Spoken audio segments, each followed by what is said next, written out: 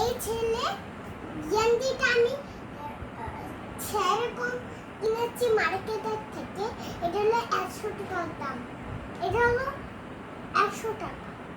এই স্যান্ডেলটা 200 টাকা।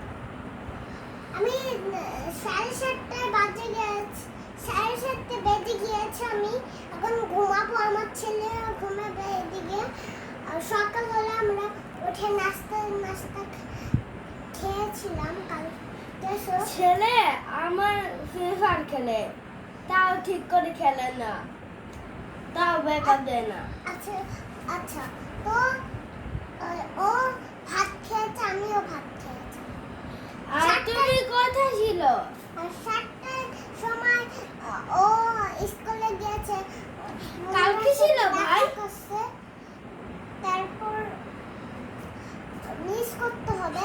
মিস করার লাভটা আমি ওরে শিখিয়ে দিয়েছি। এবিসিডি পারে, এ বি সি পারে, কিন্তু ওর খাওয়া দাওয়া ঠিক হয়ে নেই।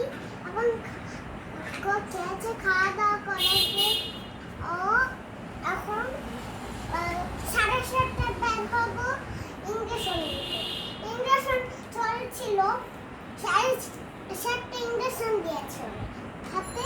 এই যে এই দিদি ইঞ্জেকশন দিয়েছে, হাতটা ফুলে গিয়েছে। পরে আমি বাসায় এসে বলেছি খাওয়া দাওয়া তো কালকে চলেছে, খাওয়া দাওয়া ঠিক হয়নি।